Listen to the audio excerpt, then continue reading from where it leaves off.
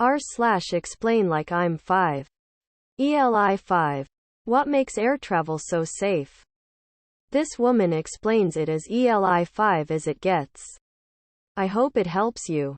It sure helped me. Here. https vm.tiktok.com/cmnjs9wpl/ k=1. Streets are small. One-dimensional small. Collisions happen all the time because all the cars are along the same line.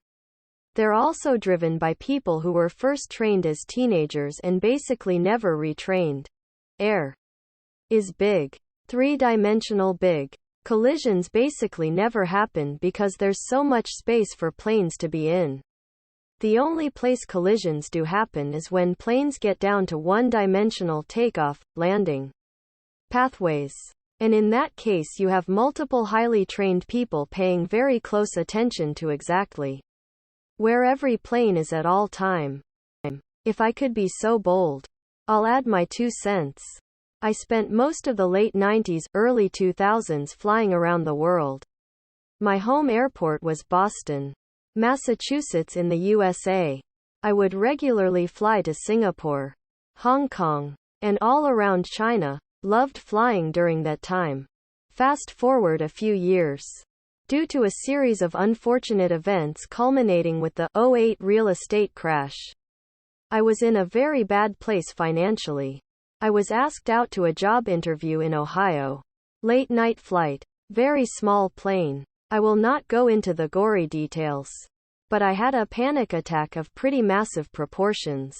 It messed up flying for me and I have still not fully recovered. I say this because, yes, I have a fear of flying, as well. Yours very well could be exactly that. But I would suggest that you check on things like claustrophobia or other things like that. Fear of heights. As opposed to purely flying. Hopefully you solve the issue as not flying is a bummer. The world is big and it is awesome. Flying cool places is one of the great pleasures of modern times. Good luck, stranger. The culture of aviation safety is extremely strong and it's said the regulations are written in blood. Any accident is investigated and there's also a system where you can file on any mistake you make anonymously. If you somehow get in trouble for it, the resulting enforcement is diminished or not enforced at all. Frankly, there's a lot of systems out there who should study aviation safety culture for improvement. I knew of a pilot who was also a surgeon and he went around the country giving training to surgical teams on minimizing mistakes by using aviation techniques like checklists. Pilots are highly trained. Air travel is highly regulated and every route is planned out. People in cars are just fucking idiots who got their license 30 years ago. Or are kids with 6 months of driving lessons thinking they are Mario Andretti driving like morons. I think a big part of the fear of flying is a lack of control.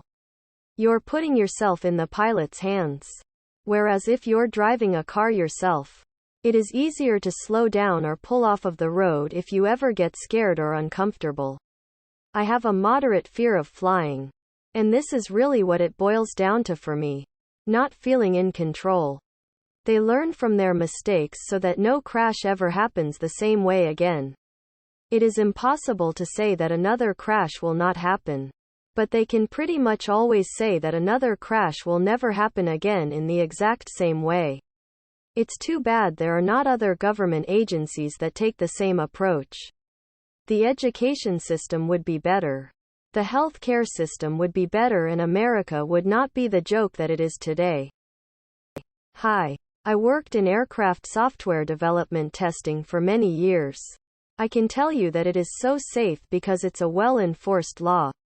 Aircraft are highly regulated. Everything that goes into them must be much safer than car components, and this is constantly being checked by FAA regulators for compliance. When there are crashes in the past, each is carefully investigated for cause and changes required to prevent that problem. When there are big failures, it is often because a large company got around FAA regulation with political or legal pressure. If automobiles were similarly regulated, roads would be vastly safer, but it would be more expensive and people would have less freedom to speed, drive erratically, or work on their own cars without oversight. If it helps up, I also read all the statistics about air flight, and that did nothing to help my phobia until one day I realized that I can't die in a plane crash because I'm just not important enough. Same reason I don't expect to win the lottery or start a successful YouTube career, etc. The odds are so not in our favor that it would be a miracle to happen.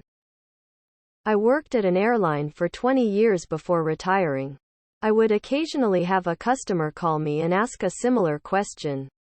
I told them, truthfully, that I would have someone call at least once a year to say they got in a car accident on the way to the airport and need to cancel their flight.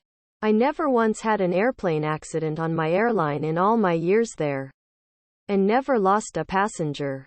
So, I would finish with, now that I've made you afraid to drive, do you want to book a flight? Quote. I do like some of these comments recorded guided meditation style for the next time I have to fly. You know what really helped me? Watching those air crash investigation shows. Don't get me wrong, I still hate having to fly, but knowing a little more about the technical side of airplanes and those brave souls who fly 'em actually makes it somehow just a teeny bit less daunting. Understanding the science parts a bit more helps me get past the irrational, yes, but this one time I'll be the unlucky charm and we'll all die, parts. For what it's worth, I'm old and have flown for literally decades and I still dislike it. But that's why God invented vodka and Valium. The problem is not your fear of flying. It's the unrealistic goal of flying with no fear.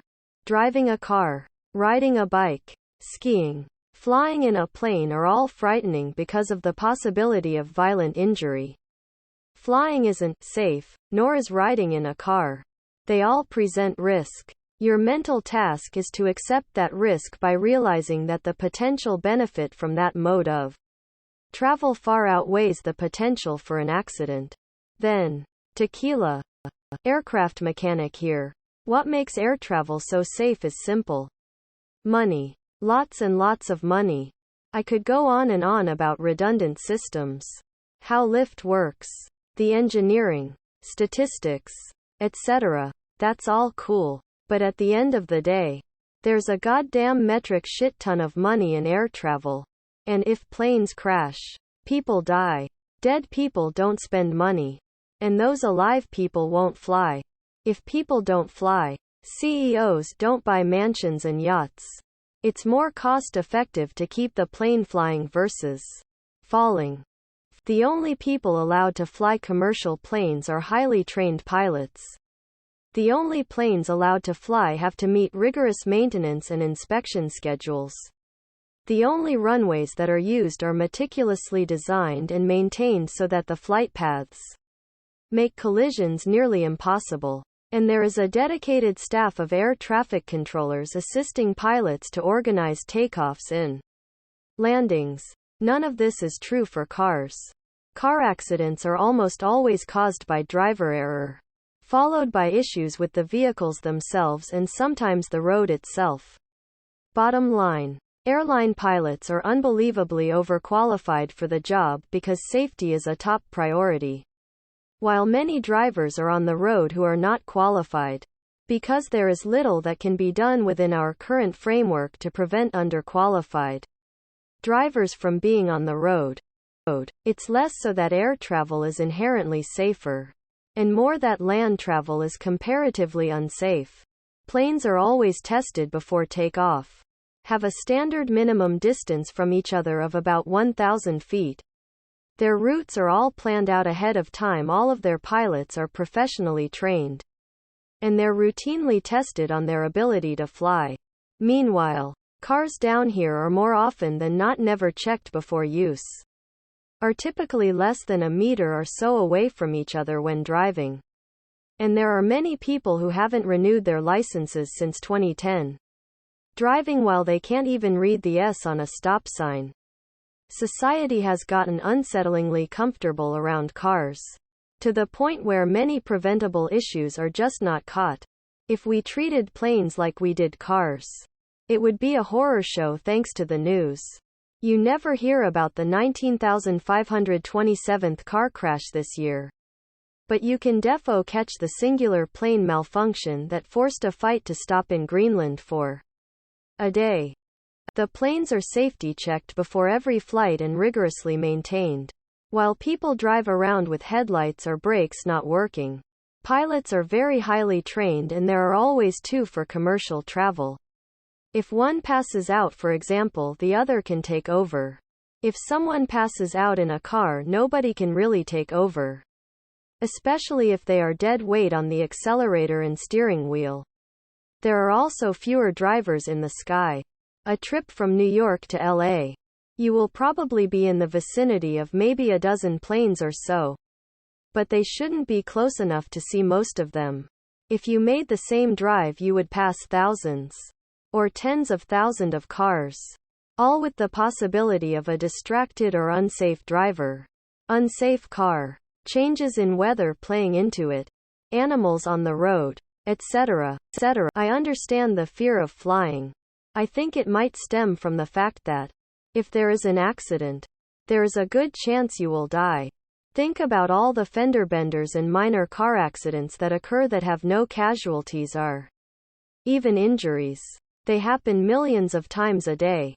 If the accidents casualties ratio was the same for cars as it was for air travel, no one would drive.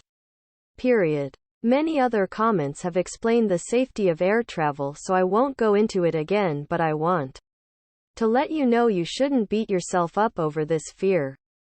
It might be irrational from a stats point of view, but people don't think about stats when faced with the real world.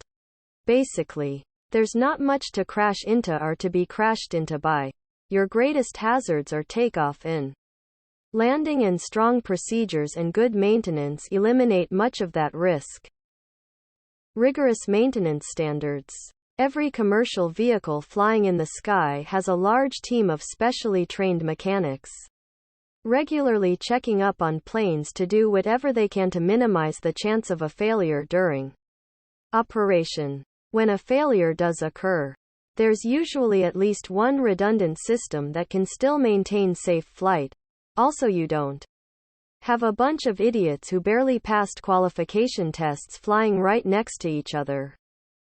For some people, and I'm not saying this as you, they fear flying because it's a heights thing. You think about getting thousands of miles in the air, and how can that be safe because of gravity, falling, etc.? But aerodynamics, the physics of thrust and lift, keep the plane in the air. Even in cases of engine failures, the plane won't just stop mid-air and drop out off the sky. Explosions and disasters accepted naturally. Even with no operating engines, a plane could glide back down to the ground with knowledgeable piloting. https www.flightdeckfriend.com/ask-a-pilot/total-engine-failure. You know the old space shuttles like Columbia and Discovery? When they come out of orbit to land, it's completely gliding the whole way down. There are no landing engines. https://www.grc nasa.gov/www/k-12/airplane/glidshuttle.html #. Text equals the %20 right %20 brothers %20 perfected %20 the glider %20 during %20 re-entry %20 and %20 landing. You are all missing the key point. 35-year, 20,000-hour professional here. Training. Endless detailed deeply studied training and management development. Planes are over-engineered with redundancies. Have multiple engines but can maneuver with just one. Have heavily trained crew. Again with redundancies of multiple pilots on crew. Communication, direction with air traffic control. Regular inspections of planes. Government oversight of airlines. Subscribe for more content.